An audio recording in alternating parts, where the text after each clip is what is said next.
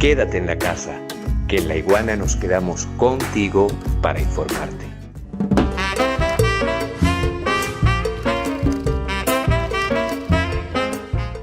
Hay una transición y aprovecho por aquí el mensaje de Elba Gómez. Una transición dice, wow, qué horror, dice Elba Gómez. Ajá. Qué horror con ese monstruo. Y fue la primera pregunta con la que comenzamos. ¿Por qué monstruo? Usted cita a José Martí. Y él dice, wow, qué horror con ese monstruo colonial.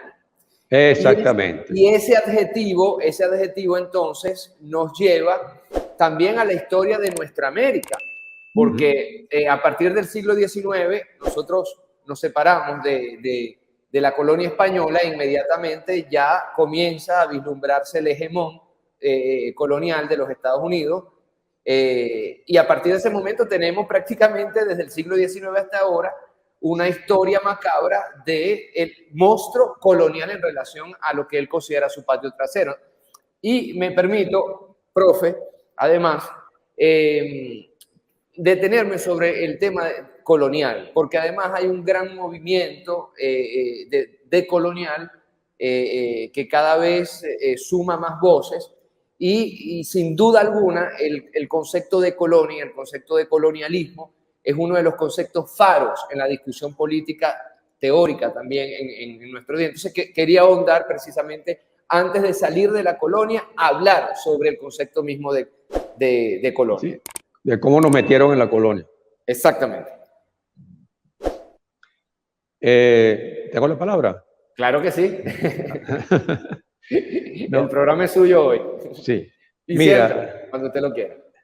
Miguel Ángel, ese libro, Salir de la Colonia, es producto también de una investigación larga que tiene que ver con mis clases, con lecturas, con reflexiones y montones de cosas.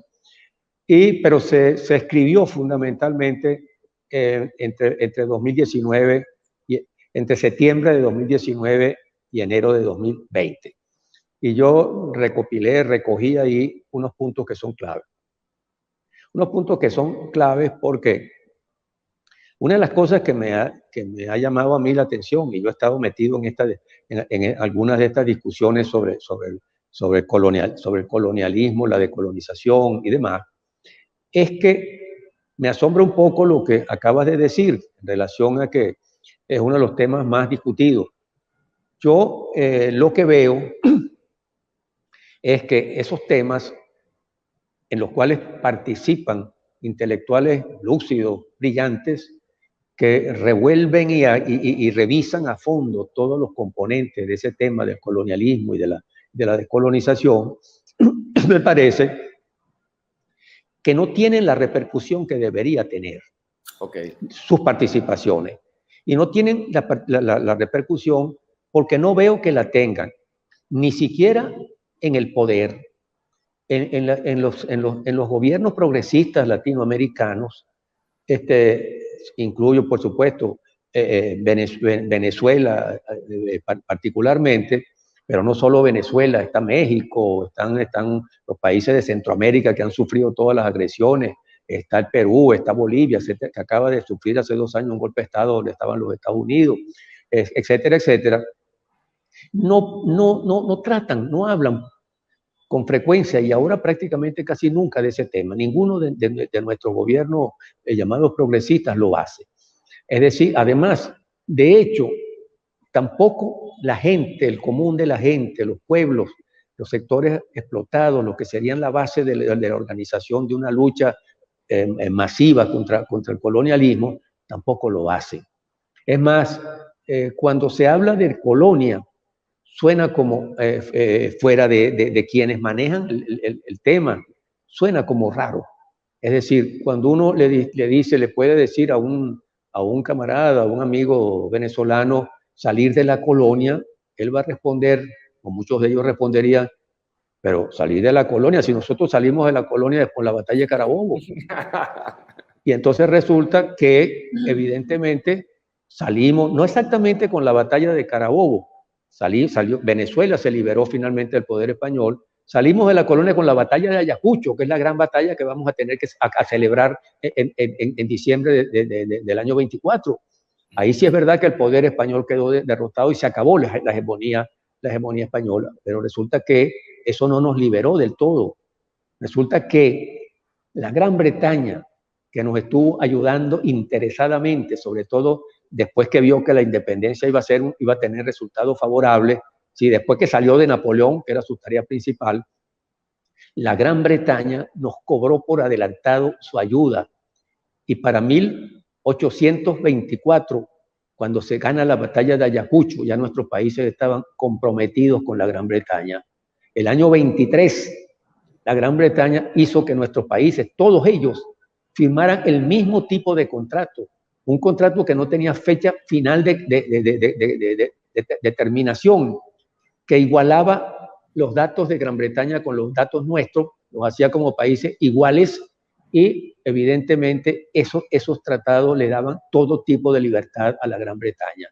Los británicos nos ofrecieron a sus bancos, Baring Brothers y otros bancos más, para que les hiciéramos préstamos, y nuestros países que estaban endeudados, casi en buena parte arruinados por la guerra de independencia, que en buena parte fue una guerra civil, entonces se comprometieron y terminaron entonces pagando, obteniendo esos préstamos, pero una parte de esos préstamos quedaba ya para pagar lo que se debía, y todo el siglo XIX estuvimos pagando deudas a través de nuevos créditos que hacíamos con bancos británicos. Nos saquearon por completo, y luego nos fueron imponiendo, nos llenaron de casas comerciales, nos llenaron de bancos. Primeros bancos que hubo en nuestros países, casi todos fueron bancos británicos. El primer banco venezolano fue el banco que el hijo de Miranda formó en la época de Páez. Es decir, durante todo ese siglo estuvimos sujetos a la hegemonía de Gran Bretaña. Gran Bretaña no nos conquistó como hizo España para dominarnos territorialmente. No le interesaba eso, le interesaba simplemente el comercio y que siguiéramos nosotros exportando materias primas agrícolas y materias primas ganaderas a cambio de comprarle a ellos los productos elaborados, y que no nos metiéramos a elaborarlos nosotros, porque no servíamos para eso, y porque nos iba a resultar todo mucho más caro. Eso duró prácticamente un siglo. A fines del siglo los británicos se metieron entonces a tratar de sacarnos territorio. En el caso venezolano, ya lo habían hecho en Honduras y Nicaragua, le arrancaron la costa de Mosquitia y la convirtieron en un territorio donde convirtieron a los indígenas mosquitos o misquitos, los convirtieron en ciudadanos británicos y los educaron en el anglicanismo. Le robaron a Guatemala parte del territorio que hoy es Belice, le robaron a Argentina las Malvinas, etcétera, etcétera, y finalmente se metieron con Venezuela y decidieron apoderarse del territorio Esequibo. Correcto. El territorio venezolano, reconocido por ellos mismos como venezolano, empezó con el fraude, con la corredera de los límites en 1840, con poner en las desembocaduras del Orinoco, poner retratos de la reina Victoria y cosas por el estilo, y llegó al punto de que hubo que romper relaciones con ellos en la época de Guzmán Blanco, y finalmente la agresión era tan grande y el racismo británico era tan grande que nuestros gobiernos le pedían a los británicos que se generara una reunión donde se pudiera discutir eso. Ellos no discutían con mestizos, con negros, con mulatos, con seres inferiores, y Venezuela se vio obligada en 1895, cuando ya prácticamente querían cogerse las bocas del Orinoco, a pedirle a los Estados Unidos que nos ayudara. Y los Estados Unidos ayudaron a Venezuela en 1895 a representarnos, porque Inglaterra no aceptaba que tuviéramos representantes allí, y finalmente se llegó al famoso Tratado de París, que fue un fraude descarado, donde los ingleses, los representantes ingleses conectados con el juez, que era supuestamente un ruso, pero que era más inglés y más amigo de la reina Victoria que ruso, eran 3-2, y querían cogerse las bocas del Orinoco y la zona minera del oro del Callao, además del Esequibo. Y los Estados Unidos tuvieron que calársela de alguna manera, aceptarla de alguna manera, y finalmente se logró que se quedaran con el Esequibo, pero salvamos las bocas del Orinoco y salvamos las minas del Callao. Por eso Estados Unidos tenía mucho prestigio en Venezuela a fines del siglo XIX. Y es bueno decir de alguna forma que los Estados Unidos se metieron menos en el siglo XIX de lo que uno sospecha. Es verdad que uno de sus embajadores fue enemigo de Bolívar y fue provocador, etcétera, etcétera, pero los Estados Unidos no tenían fuerza todavía, fuerza suficiente. Los Estados Unidos estaban haciendo una cosa inteligentísima, que ojalá nosotros que nos las pasamos copiándolo, hubiéramos copiado eso. Mientras el mundo se orientaba, una vez que los ingleses se volvieron librecambistas, porque ya tenían la superioridad de su producción industrial, una vez que los países europeos se fueron volviendo librecambistas, nos impusieron a nosotros el libre cambio. Es decir, para que no nos desarrolláramos nunca. Los norteamericanos, con mucha habilidad, decidieron que ellos no aceptaban el libre cambio. Y los norteamericanos fueron proteccionistas durante todo el siglo XIX. Proteccionistas de verdad. Porque en nuestros países se trató de ser proteccionistas, simplemente poniéndole aranceles a los productos. Eso es una grandísima tontería, eso se hace y no tiene ninguna implicación. Los estados eran pobres, no tenían con qué pagar los soldados y los empleados para evitar las revoluciones, le cobraban unos impuestos a las importaciones, pero eso no significaba que estaban generando un desarrollo de industria ni nada parecido, ni una reforma agraria. Los Estados Unidos lo hicieron, crearon entonces una potencia económica que fue creciendo y creciendo y creciendo, que cuando llegó la mitad del siglo, 1861, redescubrieron, porque ya lo sabían, que no eran unos Estados Unidos, eran dos Estados Unidos, unos dos Estados Unidos que estaban desunidos. Es decir, el norte y el sur. El sur era esclavista, se parecía a los modelos latinoamericanos. Vendían algodón y compraban productos elaborados en Gran Bretaña y en Europa. Y los Estados Unidos ya tenían entonces la posibilidad de enfrentarlos. Y los enfrentaron en una guerra terrible, la Guerra de Secesión. Aplastaron al sur, lo derrotaron por completo y finalmente lograron la unión del país. Se unieron el norte y el sur. La esclavitud desapareció, pero se creó la segregación racial, que fue peor para los negros que la propia esclavitud. Se inventó el Ku Klux Klan, se aplicaron las leyes Jim Crow, se hicieron las cosas más horrendas que podían pasarle a la población negra, tanto en el norte como en el sur, pero esos Estados Unidos unidos, por fin, decidieron entonces que se iban a convertir en una potencia industrial del tamaño de las potencias europeas. Y dedicaron 30 años, 1865, al terminar la guerra, a 1895, a convertirse en una potencia industrial de primer rango. Y cuando fueron una potencia industrial de primer rango, estuvieron en condiciones de enfrentar a la Gran Bretaña y discutirle los derechos a la Gran Bretaña. En ese momento, Venezuela aprovechó eso para que Estados Unidos le sirvieran cierta de mampara o de protección contra la Gran Bretaña, pero de todas maneras el laudo se perdió porque estaba organizado para perderse y por lo menos salvamos las minas del Callao y sobre todo salvamos las bocas del Orinoco, porque Estados Unidos no podían permitir que las bocas del Orinoco, que ellos podían controlar después suavizando a Venezuela, cayeran en manos de la Gran Bretaña, de una potencia extraamericana, porque en esa misma época resucitaron la doctrina Monroe. La doctrina Monroe la crearon en 1823, pero fue una gran prepotencia que no tenía ninguna base, porque ellos temían que Francia iba a ayudar a España a recuperar las provincias que se estaban liberando en Sudamérica y que España le iba a regalar entonces Cuba, cosa que ellos no iban a permitir nunca. Cuando se dieron cuenta de que eso no era verdad, bueno, la doctrina Monroe desapareció. Además, cuando Europa vio la doctrina Monroe, le tiró 3 trompetillas a esa doctrina, porque iban a ser los Estados Unidos a pelear con Europa. Pero en 1895 era otra cosa. Estados Unidos eran una potencia mundial. La guerra de secesión fue casi una primera guerra mundial restringida por el armamento y por la violencia de los muertos, y Estados Unidos ya era respetable. Y a partir de 1898 se declaran imperio y empiezan entonces a convocar a los países latinoamericanos, que seguimos todos arruinados, quebrados, salvo un poquito menos Argentina y un poco menos México con la dictadura de Porfirio Díaz, para que entonces ellos resucitaron el panamericanismo. Inventaron que el panamericanismo era lo mismo que la patria grande de Bolívar, igualitos los dos.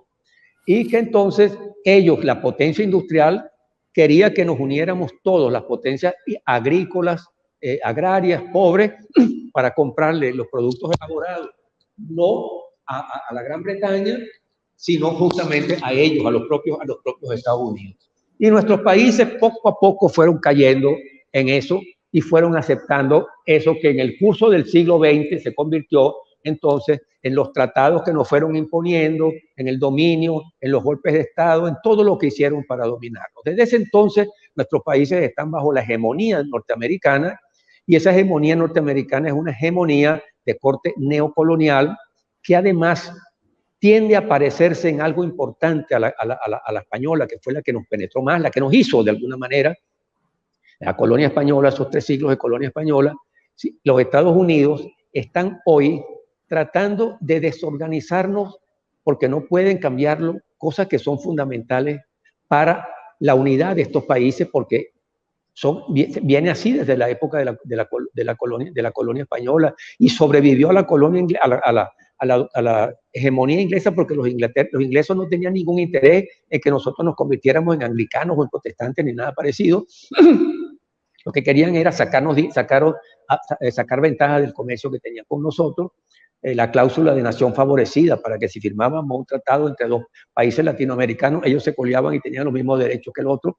En fin, los Estados Unidos entonces nos fueron imponiendo su hegemonía, y esa hegemonía se tradujo finalmente en reuniones panamericanas a lo largo de todo el siglo XX, algunas agresiones, invasiones, golpes de Estado, dictaduras, etcétera, hasta que en 1947 nos clavaron la OEA, y poco inmediatamente después nos clavaron el TIAR, y nos convirtieron verdaderamente en países sometidos a la hegemonía estadounidense, y sometidos a esa hegemonía estadounidense todavía estamos, aunque algunos países luchan por defenderse, por lograr independencia, por lograr su soberanía, y la única excepción es Cuba, porque Cuba se independizó con la Revolución Cubana, y aunque ha tenido y tiene problemas graves por el bloqueo estadounidense, sin embargo, es un país que no está suscrito a las mismas condiciones que la mayor parte de nuestros países latinoamericanos.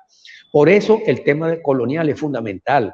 Y entonces hay que empezar por hacerle ver a nuestros gobiernos y a nuestros pueblos que sí seguimos en la colonia, que la colonia no terminó en Carabobo ni en Ayacucho, que la colonia con otro nombre, con otro protagonista y con otros valores y con otros mecanismos está allí.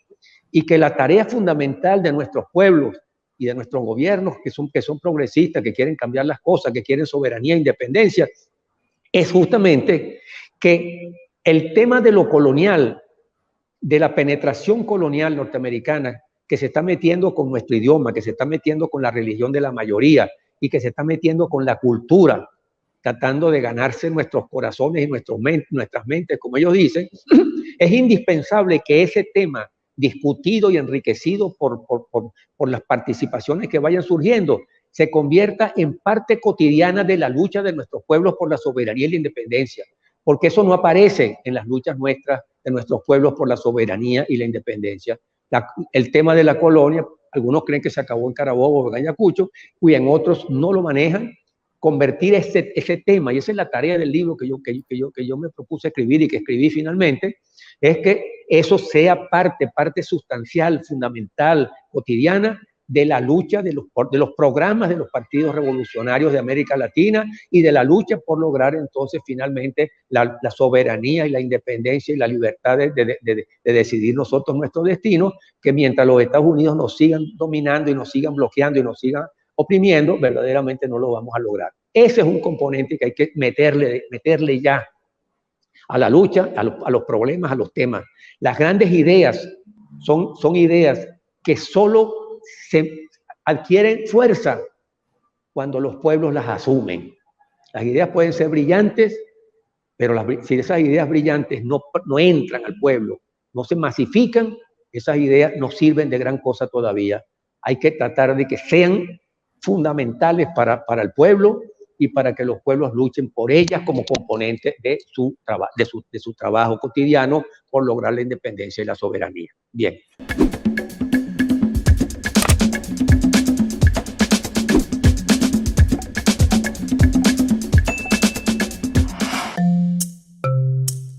Laiguana.tv, la verdad hecha tendencia.